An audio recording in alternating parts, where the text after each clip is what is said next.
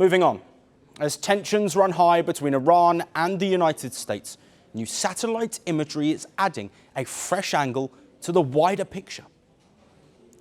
The latest images at key Iranian nuclear sites show that new roofs have been built over Iran's previously damaged nuclear structures. This indicates repair work and possible reactivation efforts. During the June 2025 conflict, the US claimed it had targeted Iran's Fordo, Isfahan and Natanz facilities. And following the strikes, Iran said its uranium enrichment activities had been halted. In fact, Iran's army chief said on Saturday that the country's nuclear science and technology will survive, even if Iran loses infrastructure or scientists. His comments come at a time when pressure is mounting from Washington and diplomatic talks appear to be moving forward at the same time. Iran and the United States are now set to resume direct nuclear talks this Friday in Turkey.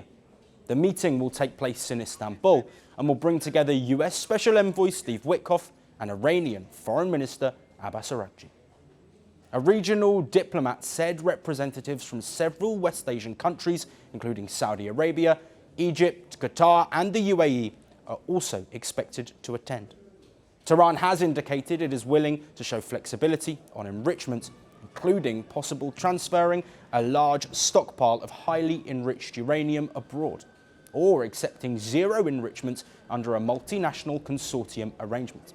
At the same time, Iran has said that for talks to begin in earnest, US military assets must be moved away from its coastline.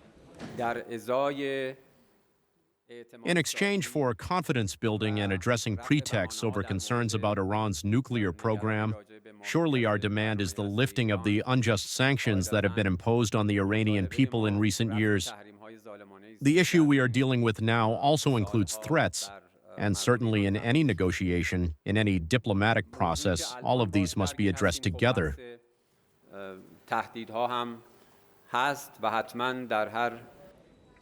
His statements followed remarks by US President Donald Trump, who said he expects Iran to seek a deal to avoid possible US military strikes. Trump has repeatedly warned that if talks fail, serious consequences could follow. Well, we're talking about that. We have ships heading to Iran right now, big ones, biggest and the best. And we have talks going on with Iran. We'll see how it all works out.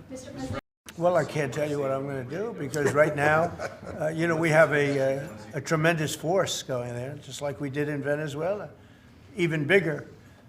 And they'll be there soon. And I'd like to see a deal negotiated. I don't know that that's going to happen. But, I mean, if I knew I wouldn't be able to, I wouldn't tell you. I'd be very foolish if I would tell you. But right now we're talking to them. We're talking to Iran. And if we could work something out, that'd be great. And if we can't, probably bad things would happen.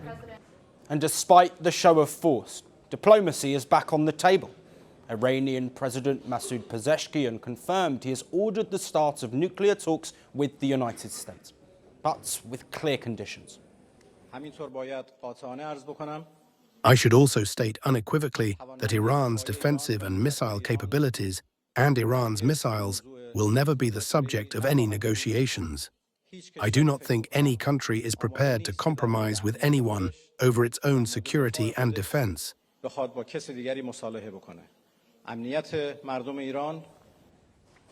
Pezeshkian said negotiations must take place in an environment free from threats and unreasonable demands, and must serve Iran's national interests. He also emphasized that talks would focus strictly on the nuclear file. Iran has rejected any discussion on its missile program or defense capabilities, stressing that those issues are a non-negotiable.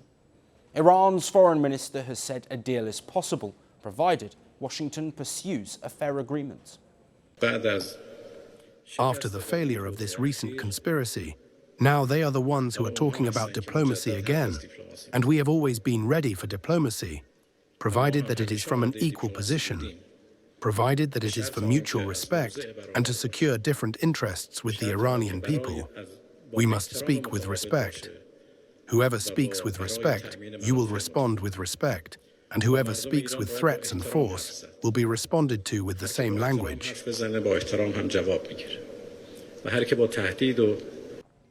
While at the same time, Iran has denied receiving any formal ultimatum from the United States. Tehran says it does not accept deadlines or threats in diplomacy, even as it signals willingness to talk. Adding to those warnings, Iran's supreme leader also recently cautioned that any attack by the United States could trigger a wider regional war. Beyond the United States, Iran is also pushing back against European actions. It accused the EU of undermining regional stability. This follows a decision by the European Union to designate Iran's Islamic Revolutionary Guard Corps as a terrorist organisation, citing its role in a deadly crackdown on anti-government protests inside of Iran. This move by the European Union was not only an insult to the Iranian people, but also stemmed from a strategic miscalculation by the EU. Unfortunately, the European Union has forgotten that those it insults by labeling them as terrorists are the ones safeguarding security and stability in the Persian Gulf region. As repairs continue at damaged nuclear sites and negotiations begin to take shape, analysts say Iran is making it clear. Talks may proceed, but all eyes will be on Friday when Iran's position becomes clearer. The world doesn't fit in boxes, so why should your news? From battlefields to negotiation tables, from internet outrage to real-world injustice. The conversations everyone is having and the ones they're avoiding. It's the same show, but this new year, Firstpost America gets a new look. I'm Kerry Johnston, and this is Firstpost America.